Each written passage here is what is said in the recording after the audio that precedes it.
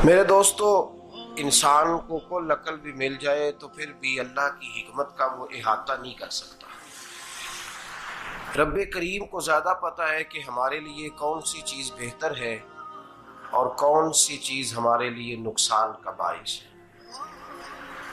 अल्लाह तबारक व तआला की हिकमत ये चाहती है कि मेरे बंदे परेशान ना हो। रब ये चाहता है कि मेरे बंदे किसी जगह पे भी दिक्कत और परेशानी का शिकार ना हो।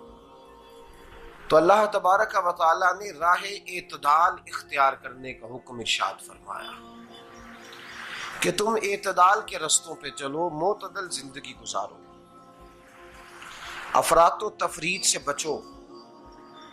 आज जिस माशरे में हम वक्त गुजार रहे हैं, इस माशरे में हम इस बात को समझने से कासिर हैं कि असल हमारा मसला क्या है। हमारा असल जो मसला है उसकी शनाख्त हमें कैसे होगी और हम फिर उस तक रसाई किस अंदाज में हासिल कर पाएंगे। हम हमेशा अपनी आमदन बढ़ाने के चक्कर में रहते हैं। एक काम और शुरू कर लें, पार्ट टाइम जॉब शुरू कर लें, कोई साइड बिजनेस उसका आगाज कर लें। हमारी जो दौड़ लगी हुई है वो लगी है काम बढ़ाने में, आमदन बढ़ाने में।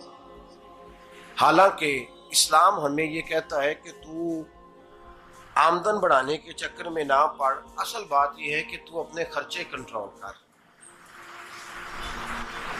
तंग इंसान वो नहीं होता जिसकी आमदन थोड़ी होती है। ये तवज्जो कीजिएगा मेरी बात, ये कीमती बात है और गुफ्तगू सारी का लुबे लुबाब है। तंग बंदा वो नहीं होता जिसकी आमदन थोड़ी होती है। असल परेशान वो होता है जिसके खर्चे ज्यादा होते हैं। और हमारा जो रोजमर्रा का नुकसान हो रहा है ना, वो आमदन के मामलात में नहीं हो रहा। बुनियादी नक्श जो वाक़या हो रहा है वो ये है कि हमारे अखराजात ज्यादा, और वो अखराजात किसी और ने नहीं बढ़ाए।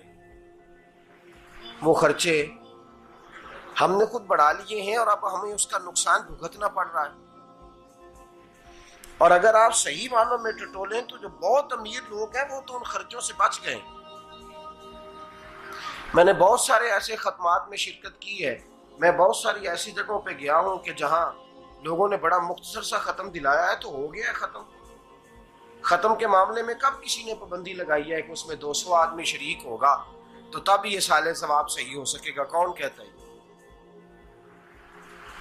या शादी के मौके पर अगर सारे बहन भाइयों को न बुलाया गया तो मेरी शादी पाया तकमील तक नहीं पहुंचेगी, इसमें बरकत नहीं होगी। ये किसने फतवा दिया है?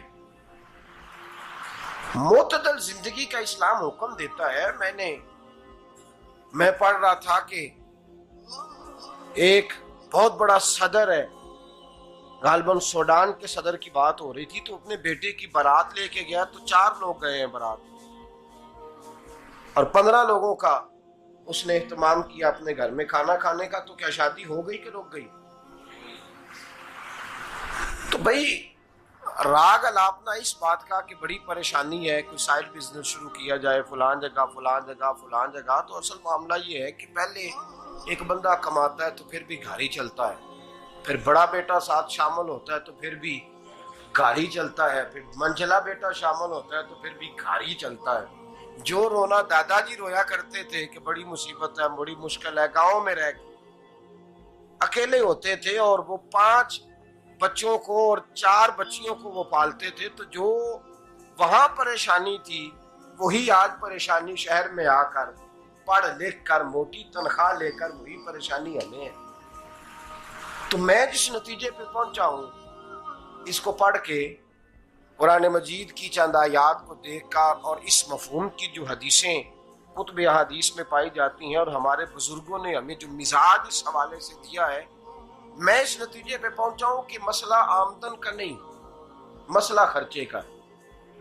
हमारे खर्चे बुनियादी तौर पर ज्यादा, और अगर फिर हम ज्यादा बोझ खवातीन पे डालते हैं कि वो मुतालबे ज्यादा करती हैं। और अगर आप मुझसे पूछें तो खवातीन की भी अगर किसी जगह कोई आदत खराब होती है तो उसमें असल किरदार उसका होता है जो वो आदत खराब तो क्यों अपने गले से उतार के आप किसी के गले में बात डालने के चक्कर में हैं? वो खवातीन की तबीयत नहीं ऐसी है। असल बात यह है कि हमने आदत डाली है, हमने ये मिजाज उनको दिया है तो उनका बना है, न कैसे बन सकता। तो एतदाल जब तक जिंदगी में नहीं होता, पानी प्यास बुझाता है, लेकिन एक गिलास ही हो तो प्यास बुझाता है। बाल्टी को मुंह को लगाएगा तो कपड़े भिगो देगा उसके। हालांकि पानी बुरी चीज का नाम नेमत है ना, बहुत बड़ी अल्लाह की, लेकिन प्याले में ही अच्छा लगता है। कोई मटका मुंह को लगाएगा तो तंग होगा, प्याला ही बेहतर है उसके लिए। तो मेरे दोस्त, मटके से भी बाज़-औक़ात काम चल जाता है, लेकिन अगर कोई कहे नहीं मुझे दरिया ही चाहिए तो उसका तो घर बह जाएगा, सारा घर बह जाएगा उसका। हमें दरिया काबू करने का मूड बनाया हुआ है तो इससे घर बहा करते हैं, इससे घर बना नहीं करते। घर प्याले से पानी पीने से बनता है। अगर तू दरिया पे कब्जा करने का मूड बनाएगा तो घर बनेगा नहीं, घर बह जाएगा। आग ना हो तो खाना पक नहीं सकता, लेकिन हल्की आंच से खाना पकता है। और अगर आंच तेज कर दी जाए तो जी, करीने क्यास बात कर रहा हूं मैं, अकल से मावरा नहीं कर रहा। करीने क्यास समझाने के लिए मिसालें दे रहा हूं। हल्की आंच पे खाना पक जाता है और आग तेज हो तो खाना जल जाता है। तो खाना उतनी देर खाने के काबिल रहता है जब तक वो हल्की आंच पे पकता है। तू जितनी मर्जी तू कहता है नहीं मेरा गुजारे नहीं, आग तेज होनी चाहिए, तो मियां जल जाएगा, जल जाएगा। हवा न मिले तो सांस नहीं आती, ठीक है। ऑक्सीजन ना हो तो सांस है, हवा ना चले तो गुजारा नहीं होता। लेकिन अगर तेज चले ना, अगर तेज चले तो आंधी और तूफान बन जाए तो छतें गिरा देती है, जाने ले लेती है। हम हैं तूफान के चक्कर में, हम हैं दरिया के चक्कर में, हम हैं बड़े नाव के चक्कर में। तो मियां हल्की आंच ही अच्छी है, याद रख। और एक गिलास पानी का एतदाल से मिलता रहे तो वही मिलता रहे, जरूरत के वक्त वही बेहतर है। तू पूरे दरिया पे कब्जा करने का प्रोग्राम ना बना, तंग हो जाएगा। और मेरे अजीज याद रख, हवा सांस लेने के मुताबिक मिले तो वो अच्छी है, जो सांस बंद करने पे आ जाए वो हवा अच्छी। हमने चक्कर चला लिया है कि ज्यादा पैसा, रातों रात पैसा, लंबा पैसा, ये प्लाट भी मेरा, वो प्लाट भी मेरा, गुजरांवाला भी, गुजरात भी, लाला मूसा खाड़ी और पिंडी तक जहां मैं जाऊं मेरे नाम की तख्तियां लगी हुई होनी चाहिए। इस्लाम मना